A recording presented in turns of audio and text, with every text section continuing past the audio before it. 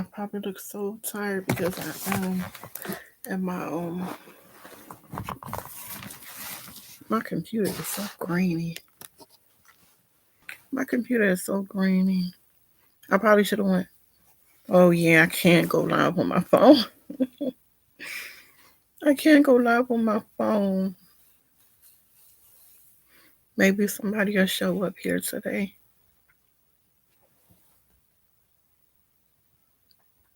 I wish I can go live on my phone. Hello.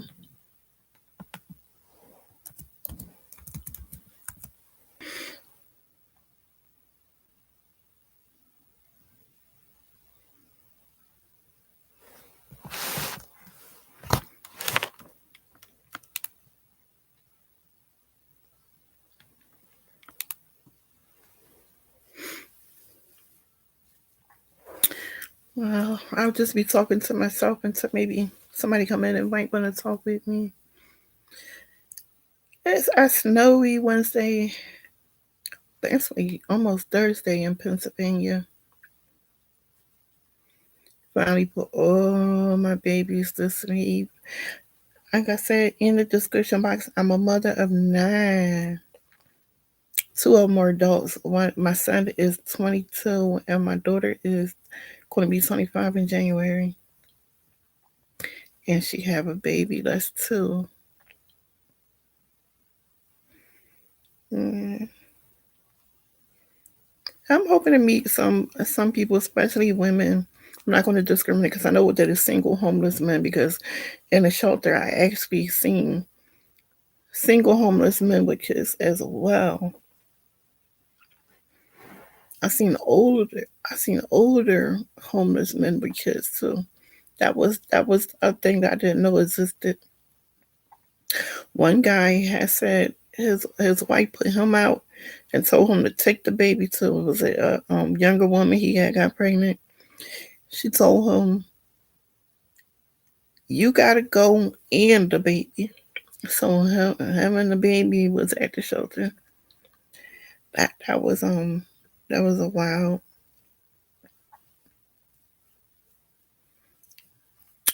And that was in what was that? Where was we at? We was in Lancaster, PA. Yeah, I've been in a shelter in Lancaster, PA, Harrisburg, PA, Gettysburg, PA, and Philadelphia, PA. I vow to never be homeless again, especially homeless with kids, homeless now with kids and grandkids. I will do whatever it takes to not be homeless. I wish I had a mentor, a role model, or I had my mom, but she didn't really know how to motivate us in the finance area or help us really because she did everything on her own. I guess I don't know. I don't know how to explain it, but I I had to figure out. I just basically had to figure out life. Basically, just had to figure it out on my own. I don't really sleep. I had a long day. I started a business in financial advising, so I've been prospecting again um people in the daytime. And then I've been trying to work on YouTube. I mean, not YouTube, Facebook Reels. I'm working at it. I'm working at it. Right now they put me on a 2-day ban because anything you say there, you you liable to get banned on Facebook. I don't know what to say there no more. I might try to focus more on YouTube, so it might be in disguise. Because a lot of people talking about the Facebook real money. But I mean, to get 100,000 views in 30 days is a lot of work, and it's over December 22nd to get in it, so it's not that much time left. I wish I knew about it sooner, but I guess since I'm not with the young people, I didn't hear it sooner. I just recently heard it in the last 2 weeks. I bumped into somebody's YouTube channel. I was like, what is that about? And so I switched my page over to professional, which I wish I've been did, but I have about 7,000 followers over there. I wish 1,000 of them would follow me here on YouTube because then I can really do some things on YouTube and I would really put more focus on YouTube. Even though I'm just gonna put focus on YouTube anyway because I feel like I should have been focusing on YouTube. That's what I mean. Like I wish when I was going through my journey, when I was sleeping in the car with the kids, when we were sitting in the library all day, when we was just going to McDonald's just to get us something little so we can sit there for hours, when we were sitting outside in the car in the heat, when we was just homeless. We was just homeless. Basically, everybody avoided us. Nobody wanted to look our way, and it was all good because I rather not go live with somebody and put a burden on other people anyway. I'd rather just figure it out. I was hoping to get housing when I was in Gettysburg. I was hoping to get housing. I put my name on the housing list.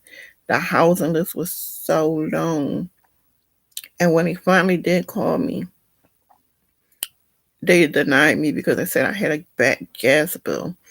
And I was like, what? I currently was living in a place and my gas was on in the same company. But because I had a back bill from a prior house, they denied me. But it turned out to be a blessing in disguise because I would have took the housing and I wouldn't be a homeowner today. And I get it's much better to be a homeowner. And it don't matter if the house is a fixer upper. You paid a couple thousand for it. I'd rather be in my fixer upper home than be in housing. I mean, it's if you need it and it's eligible and it's quick, the list is quick. Get it. If it's quick, just get it. Take it while you can, but be saving. Be doing whatever you can to get your income so high that you just age out of there. Like okay, adios, quickly out, quickly out. Get motivated when you get into your housing.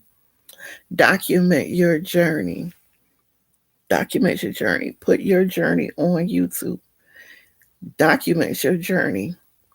That's what I wish I would have heard somebody say to me years ago. I wish I would have ran into that thought process.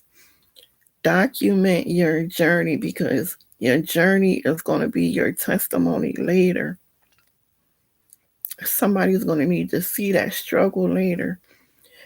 Did a couple little small videos, but I was homeless, living on the street with 8 kids and infant twins that I just had through a C-section.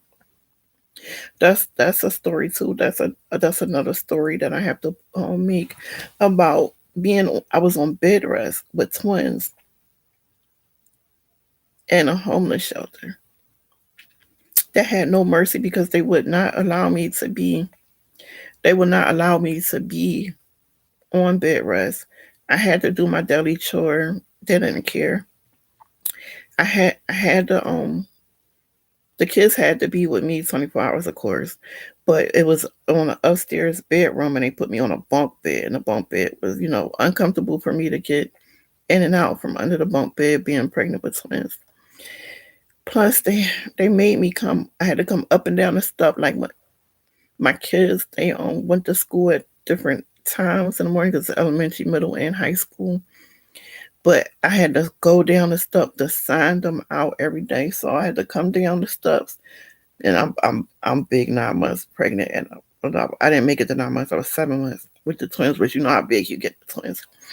So I had to waddle up and down the step, up and down the step, until the final time I fell all the way down the step from the top to the bottom, and then I ended up in a hospital. My water broke the next day because of the fall. And they tried to keep them in as long as possible. They just put me on antibiotics and tried to keep them in as long as possible. I went to sleep and I woke up and it was a head right there. 2 doctors came in the night before when I told them I was in labor. They said, no, no, no, no, no, you're not in labor. I said, I am in labor. I feel it in my back. I feel it in my back. And two doctors came in and they gave me a pain pill, a strong pain pill. And then they both massaged me. They both massaged my back and my leg. It was wonderful. I fell asleep so hard. I did not wake up until my baby's head was crowning. That's how strong that pain pill was. And it massaged. So they, as soon as they took me in the room, she came out. That's how it went. And then they had to do a vertical C-section on me because my son got stuck because he started coming out feet first. They did a vertical C-section and then they pulled him out. Not the regular C-section, a vertical, which I'm having troubles with now. So after I came back to the shelter, they let me on. They held my space while I was in the hospital because I was in the hospital for like 10 days before I had them, and then 4 days after. So when I came back to the shelter, the next day, the ladies there said, "So, how's it going on your job search?" I just had a C-section 4 days before. When I came back, they wanted me to start job searching. So it's like it was tough to stay there. I had the job search, so I'm looking for a job, and I'm still trying to heal. And my baby's is at the NICU, an hour away, an hour drive to the baby. So NICU, I'm tired. I got these staples going down me because I had the vertical C-section. And they're not giving me no mercy. I still got to do my daily chore. I still got to cook for my kids. I still got to go up and down the steps. I still got a job search. I don't know how I did not have a breakdown. I don't know how I did not have a severe mental breakdown. So I mean, I don't know. And there it was a few women there that told me, they said, I don't know how you sit here and be so cheerful and give all these people these positive words every day, and how you just be positive and cheerful and keeping your day up. And then one day out the blue, they told me my time was up, and they told me, okay, tomorrow y'all have to leave. We had nowhere else to go. We had nowhere to go. You might. I just had the babies. I was healing. I'm still healing. I'm still bleeding. I'm still weak. My iron is low because I had to have two blood transfusions after the babies was born because I fainted because my I lost so much blood during the delivery. I just fainted. I had to have two transfusions. So all the ladies at the shelter was like, they gotta leave tomorrow. Where's she gonna go with all those babies? And it was wintertime. It was cold. It wasn't spring yet. It was in March, and it still was cold in Pennsylvania. And I didn't have nowhere to go. Nowhere to go. Nowhere. No family, no friends to go to. Nowhere. I had nowhere to go. It was just me and my kids. So, and I had a truck. I didn't even have a van. I had a truck, not a dirt road seat. We was packed inside of a truck. So oh, no, the truck was a small truck, but it did have a dirt road seat. But it was small, and we had all our clothes and the baby's car seat. So we was packed in there. We was packed in there. My son found a job though. He was in 11th grade, and he found a job. He was on it. He been on it ever since. And the ladies, they were like, no, what are we gonna do? So the ladies, they just started calling other shelters for me. They started calling other shelters for me, and one lady was there. She said, I got this. I just, and they found the ladies at the shelter found me another shelter to go to that same day. It was like the shelter called me and they said, "Do you know how many? Do you know how many women called this shelter asking asking, can you stay there and telling us about you and giving us your information?" I was like, "Wow, really?" And they said, "Yes."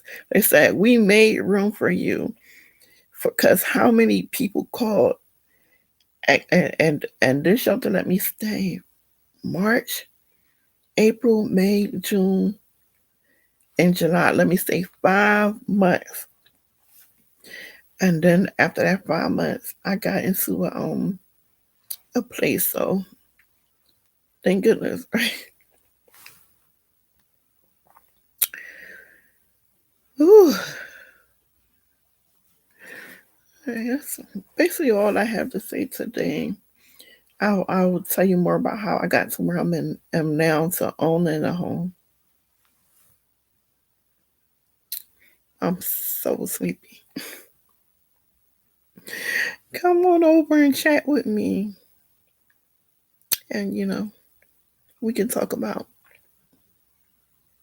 anything you want to talk about that have to do with getting on your feet, being self sufficient, being a homeowner, making bold moves, staying positive, any of that. We can talk about. All right.